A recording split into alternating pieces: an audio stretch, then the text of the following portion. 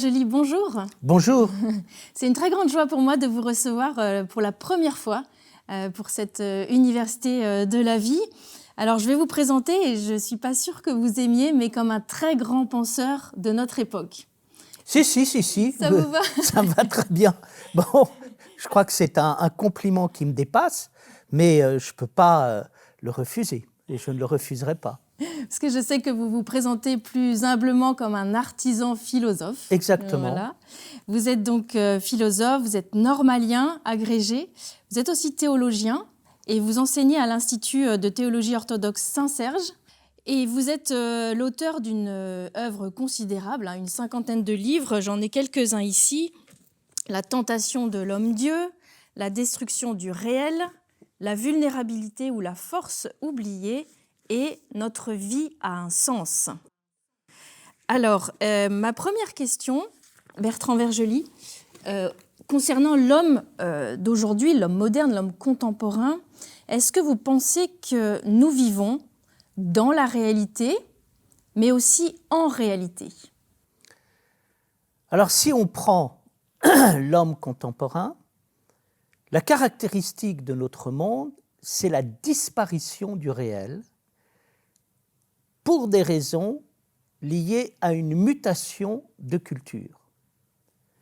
Je crois que les choses ont commencé à la Renaissance, lorsqu'on assiste au triomphe de la technique, au triomphe de l'art et au triomphe de l'artificiel. Et c'est bien exprimé par Arcimboldo, qui recompose un visage humain avec des fleurs, des légumes, et qui montre que pour faire un homme, il n'y a pas besoin d'un homme. Là, nous avons le début d'une aventure qui se réalise dans notre monde, où la nationalité saoudienne a été accordée en 2017 à un robot nommé Sophia, capable de tenir une conversation. Et donc, à quoi assistons-nous? À l'idée que pour faire un homme ne suffit plus. Une bonne imitation fait office d'homme. C'est ça qui change complètement et qui marque le triomphe de la technique. La technique en soi est une bonne chose, c'est même une chose céleste, grâce au raisonnement fin moyen. Ce qui est une moins bonne chose, c'est le vertige qui saisit soudain un certain nombre de chercheurs et de savants qui se disent, si avec les performances de la technique, eh bien, on changeait radicalement l'homme et on créait un autre homme. Donc la disparition du réel est marquée par la substitution. On veut substituer à la réalité une réalité artificielle et en mettant l'artifice au-dessus du réel. Et dans la destruction du réel, justement, vous parlez de 3 effacements. L'effacement de l'origine, l'effacement de l'homme et l'effacement du vrai. Est-ce que, pour compléter ce que vous venez de dire, ce n'est pas l'effacement du vrai, en fait, qui conditionne les autres? Tout à fait. L'effacement du vrai, ça veut dire le refus de tout modèle donné a priori, chacun devenant celui qui détermine le modèle. Plus d'identité, plus de vérité, sous prétexte de ne pas imposer quoi que ce soit et d'être totalement libre. La caractéristique de notre époque, de tout ramener à l'individu et à sa capacité d'appeler réel ce qu'il décrète et ce qu'il veut. C'est ça, la disparition du réel, c'est-à-dire c'est moi qui décrète ce que je suis et ce qui existe. La réalité, c'est la réalité pour moi. La vérité, c'est la vérité pour moi. La morale, c'est la morale pour moi. Voilà. C'est ça, la caractéristique de notre monde. C'est l'homme autoconstruit, un peu. C'est l'homme autoconstruit. Olivier Rey avait écrit Une folle solitude, et c'est le fantasme de l'homme autoconstruit qui se crée lui-même. Alors, vous avez évoqué cette manière dont on voudrait humaniser les robots. Finalement, on essaye aussi de robotiser l'homme, et puis il y a des distinctions qui se perdent aujourd'hui entre l'homme et la machine, entre l'homme et l'animal, mais aussi entre l'homme et la femme au sein d'une même nature humaine. Pourquoi on en est là et qu'est-ce qu'il faut dire de l'homme aujourd'hui pour contester ce qui là est une forme de destruction du réel? La caractéristique, c'est que nous vivons un développement de l'individualisme absolu, qui effectivement fait sauter les 4 limites qui nous protègent, la différence homme-machine, homme-animal, homme-femme, virtuel-réel, au nom de quoi? Au nom de l'individu qui va pouvoir jouer avec tout et permettre à l'homme ludique de prendre le pouvoir et de s'imposer. Donc nous sommes dans un monde, on pourrait dire, du divertissement absolu, pour prendre Pascal, et un monde qui passe son temps à jouer, c'est-à-dire à se divertir. C'est pour fuir le réel, peut-être un peu. C'est pour fuir le réel. Vous avez, au cours de votre carrière d'enseignant, fréquenté beaucoup les jeunes. Donc vous avez dû voir des mutations culturelles, des changements de mentalité. Qu'est-ce qui chez les jeunes aujourd'hui vous émerveille? Quelle confiance vous avez dans notre jeunesse d'aujourd'hui? Ce que j'ai aimé chez mes élèves, c'est les progrès. J'ai eu affaire à des élèves qui faisaient des progrès et qui devenaient bons. Et c'est une des choses les plus merveilleuses de la vie, de voir des jeunes progresser. Ça, c'est merveilleux.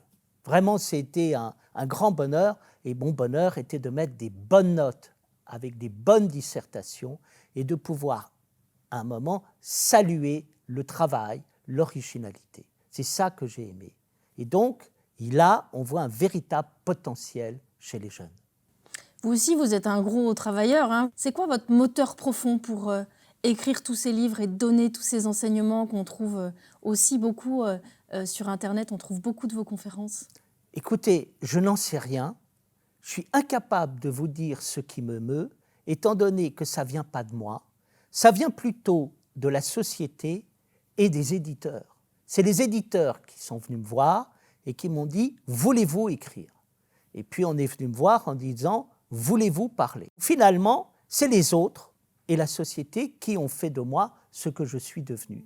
Ils m'ont bousculé, ils m'ont invité à réfléchir et à écrire, et j'étais très content de ne pas donner mon avis. J'étais très content que ce me soit imposé. J'ai trouvé ça merveilleux. Je trouve que là, il y avait le sentiment de rencontrer une destinée. Comprenez?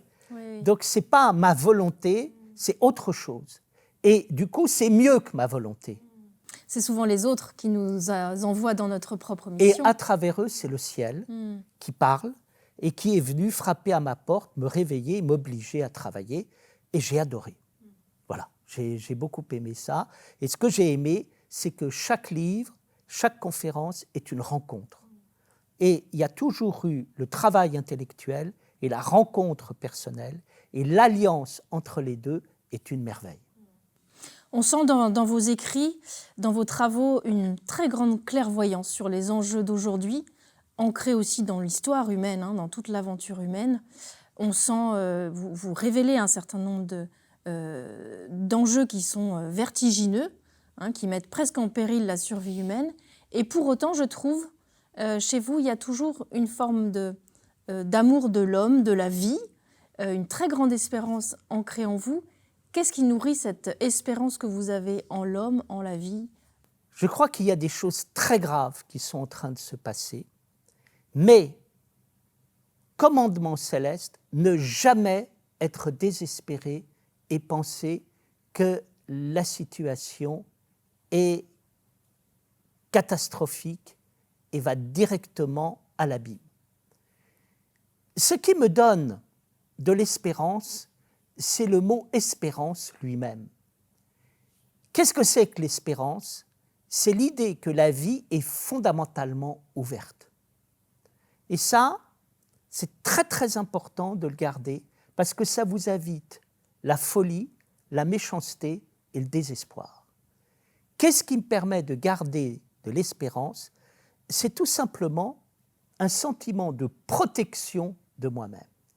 Si je suis désespéré et je pense que tout va à l'abîme. Je suis triste, je sens la méchanceté, l'aigreur, la violence venir. Je ne veux pas être saisi par des forces négatives et par régulation, je suis délibérément ouvert à l'avenir et dire, et j'aime une deuxième chose, nous ne savons pas tout et il y a toujours des événements inattendus, imprévus et bénéfiques qui interviennent dans la réalité.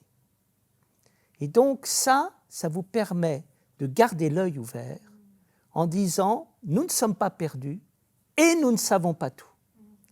Par là même, la réalité demeure ouverte et donc on garde son jugement et on ne se laisse pas embarquer par les passions.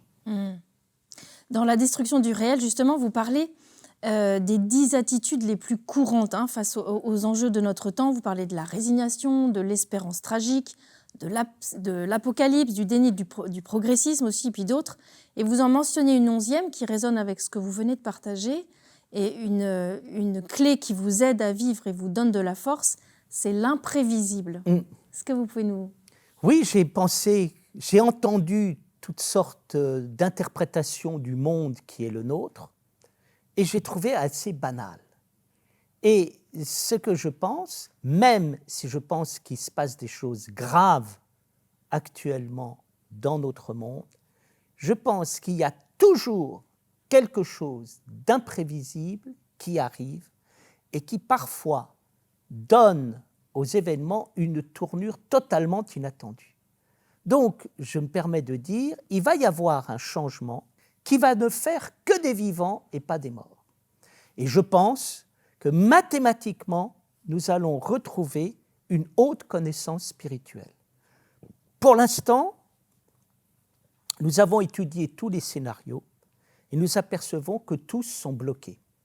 Le scénario qui est le nôtre, c'est la science va nous permettre d'être de plus en plus puissants. C'est faux. La science ne nous permet pas forcément d'être de plus en plus puissants et parfois, même, elle obère notre capacité d'être puissants. Ce que je sens dans notre époque, c'est que nous sommes arrivés à une limite et qu'il faut autre chose. Seule l'aventure intérieure spirituelle et céleste est capable de transformer l'humanité et de la libérer des démons qui se sont emparés d'elle et qui l'asservissent. Voilà. Alors, on est dans la séquence qui s'appelle « Un futur à tisser ». Qu'est-ce que ça vous évoque, cette thématique du futur à tisser? Est-ce que vraiment on a prise sur ce futur pour le travailler? Ah oui. Le futur à tisser repose sur une chose qui est essentielle, à savoir que l'humanité a un avenir. Dès que vous dites que l'humanité a un avenir et pas seulement un passé, ça change tout. Donc, je crois que ce qui permet d'aller vers le futur, c'est l'idée même que l'avenir est possible. Il y a un potentiel incroyable à l'intérieur de l'humanité et il est loin d'être fini. Et pourtant, on a quand même pas mal de jeunes qui sont aujourd'hui un peu désespérés, qui ne veulent même plus faire d'enfants. Eux, ils ne voient plus vraiment... il n'y a plus de sens en fait dans l'avenir, il n'y a plus de confiance dans l'avenir. Qu'est-ce que vous avez envie de dire à ces jeunes? Ils regardent la société et le monde. Ce n'est pas le monde qu'il faut regarder. C'est l'avenir qu'il faut regarder, c'est eux. On fait toujours des enfants un petit peu dans l'inconscience. Pourquoi?